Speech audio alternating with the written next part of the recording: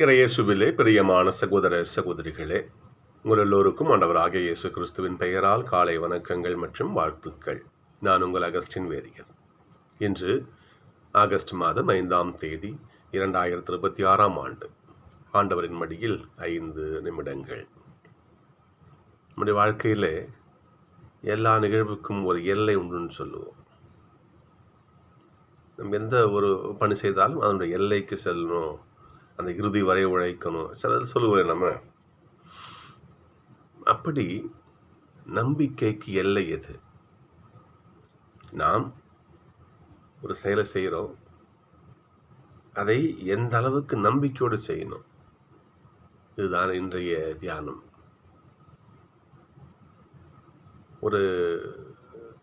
நான் வேதியருக்கு பணி செஞ்சுட்டு இருக்கும் பொழுது கொஞ்ச நாள் அன்பிய பணிக்குழுவிலே பணியாற்றுகின்ற ஒரு வேலை ஒரு வாய்ப்பு கிடைச்சிது.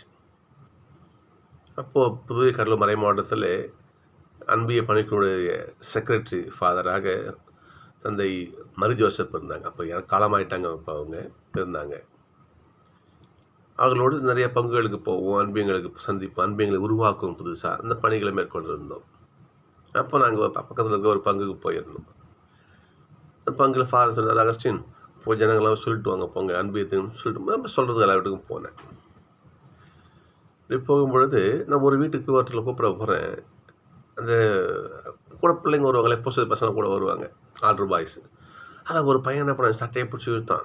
பிரதர் என்னடா இந்த வீட்டுக்கு போகாதீங்க, இவங்க வரமாட்டாங்க அப்படின்னா. ஏன்டான்னா, இந்த வீட்டில் இருக்கிறவங்க வந்தாங்கன்னா இவங்க வரமாட்டாங்க அப்படின்னா. ஒன்றும் புரியல. அம்மா பிரதர் வரமாட்டாங்க, வாங்க போகலாம் அப்படின்னு கூட்டான். இருடா நான் சொல்லிட்டு வந்து போயிருமா, அன்பி இருக்கும் வாங்கம்மா சொல்லிட்டு வந்து போய் நான் இது வந்து ஃபாதர் சொன்னேன். ஃபாதர் சொன்னார், எந்த பிரச்சனை என்ன பிரச்சனை? அந்த பையன் சொன்னான், 2 பேரும் கொஞ்சம் மனத்தாங்க கஷ்டம்னு சொல்லிட்டு. ஃபாதர் போகிற என்ன பிரச்சனை அவங்களுக்குள்ள? 2 பேரும் கூட நீ வா. 2 பேரும் கூட போகிற அண்ணன் தம்பிங்க, கூட பிறந்தவர்கள், ஒரே ரத்தம். என்ன பிரச்சனைன்னா, தம்பி என்ன பண்ணிட்டாரான், அண்ணன் ஏதோ ஒரு தவறு பேசிட்டாரான். சரி என்ன பேச சொல்லுங்க, ஏன்னா வாடாப்படான்னு பேசிட்டான். வாடா போடான்னு தம்பி அண்ணன் பேசிட்டாரான். அதனால் இந்த ஒரு வார்த்தைக்காக 15 வருடங்கள் கிட்டத்தட்ட அந்த 2 குடும்பங்களும் பேசலை. ஒரே தாய் வயத்தில் பிறந்த பிள்ளைகள் ஒரு வீட்டு 2ஆ பகுதி செவுறு வச்சு தனித்தனே வாழ்ந்துட்டு இருக்காங்க. ஏன் சொல்கிறேன்னா, இந்த வார்த்தை எந்த அளவுக்கு ஒரு மனுஷனை பாதிக்குது பாருங்க. எதிரிகளை தான் இந்த நற்செய்தியில் பாருங்க பார்ப்போம். ஆண்டவரை நம்பி என்ன பண்ணுறாங்க, இந்த சகோதரி ஓடி வர்றாங்க. ஓடி வரும் சகோதரி யூத பெண் கிடையாது, கனானிய பெண். கலிலேயா கடற்கரை ஒட்டிருக்கின்ற பகுதியில் புறவின மக்கள் வாழ்கின்ற ஒரு பகுதி அது. யூத மக்களுக்கு வாழ மாட்டாங்க அங்கே. தீர்சிதோன்னா கனானிய மக்கள், அந்நிய மக்கள், புறவின மக்கள் வாழ்கின்ற பகுதி. அந்த பகுதியை சேர்ந்த ஒரு சகோதரர் என்ன பண்ணுறாங்க, ஓடி வராங்க. தாவீதின் மகனே என் மேலே இறக்க வைங்க. ஒரு பெண் கத்திக்கொண்டு ரோட்டில் ஓடக்கூடாது. இன்னைக்கும் சரிதான். திருப்பி ஒன்று போனோமா, என்னாச்சு, இன்னும் ஏன் ஓடுற அப்படி கேட்பாங்க. ஆனால் ஒரு பெண் ஓடி வருகிறார். சிலர் சொல்கிறாங்க, ஐயா ஆண்டவரை கத்திக்கிட்டே வராரு, என்னத்த அனுப்பிச்சி விடுங்க அப்படின்றாங்க. அம்மா என்ன பிரச்சனை சொல்லுமா? பதகரே, என் பிள்ளைக்கு பேய் பிடிச்சி கஷ்டப்படுறான், குணம் போட்டுங்க. ஆண்டவருடைய வார்த்தையை பாருங்க. ஏன்னா தன் கிருபையை ஒருத்தருக்கு ஆண்டவர் கொடுக்குறாருன்னா அந்த சக்தி போகிற இடம், அந்த அருள் போகிற இடம் தகுதியான ஆண்டவர் பார்ப்பாரு. விடாமல் தொச்சுட்டு வரல நீ, அப்போ கடவுளுடைய ஆசீர்வாதம் உனக்கு வேணும். சரி பார்ப்போம் என்று ஆண்டவர் சொல்ல பாருங்க பார்ப்போம். அம்மா பிள்ளைகளுக்கு ஒரு சாப்பாட்டை நாய்க்கு போடலாமாம்மா?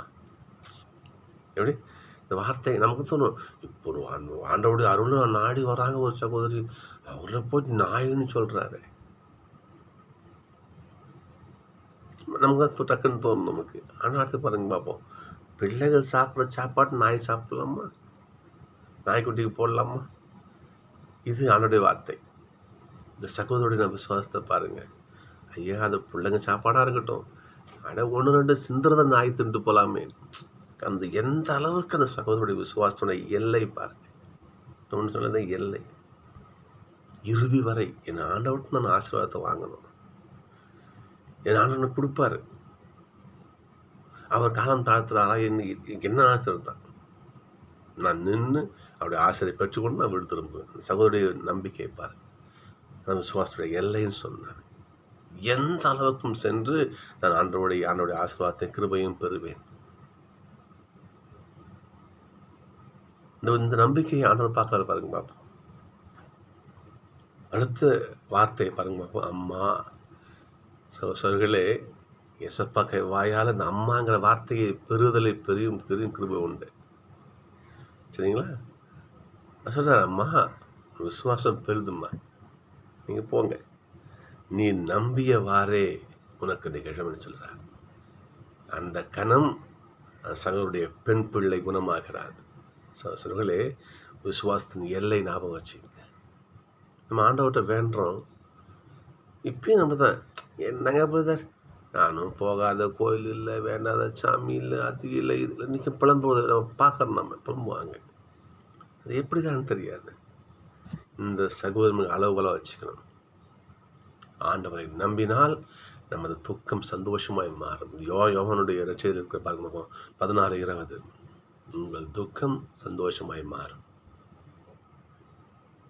இறுதி எல்லை வரை ஆண்டவரின் நம்பிக்கை கொண்டு அவரை பற்றி கொண்டால் நமது துக்கம் சந்தோஷமாய் மாறும். சகோதரிக்கு மாறியது. சகோதரியை ஆண்டவரை இழிவுபடுத்தணும்னு சொல்லலை. இருந்தாலும் அந்த எல்லையை சோதிக்கிறாரு பாருங்க. பார்ப்போம், எது வரைக்கும் நீ இப்படியே கத்திட்டு ஓடி வரல பார்ப்போம் என்று ஆண்டோடைய வார்த்தை பாருங்க. சாப்பாடு எடுத்து நாய்க்கு போடலாமம்மா. சகோதரி, ஐயா 1-2 சிந்துமே சாப்பாடு, அதை நாய் சாப்பிடலாம், அந்தங்களுக்கு அந்த அவங்க ஆசீர்வாதங்களை கொடுங்களேன். இந்த விசுவாசம் அவருக்கு ஆண்டோட ஆசிரியை பெற்றுக் கொடுத்தது. சகோதரர்களே, நாமும் அவருடைய ஆசீர்வாதம் நமக்கு தாமதப்படுகிறதா? கடவுள் எதுவும் நம்ம மட்டும் எதிர்பார்க்காருன்னு அர்த்தம். எனவே நாம் நிலையான ஆசீர்வாதத்தை, ஆண்டவருடைய அருட்கரத்தின் தயவை நாம் பெற வேண்டும் என்றால் இந்த முடிவில்லாத ஆழமான விசுவாசம் நமக்கு தேவை. எனவே அதற்காக ஆண்டவரை ஜெபிப்போம், ஆண்டவருடைய கருத்தை வலிமையாக பற்றுவோம்.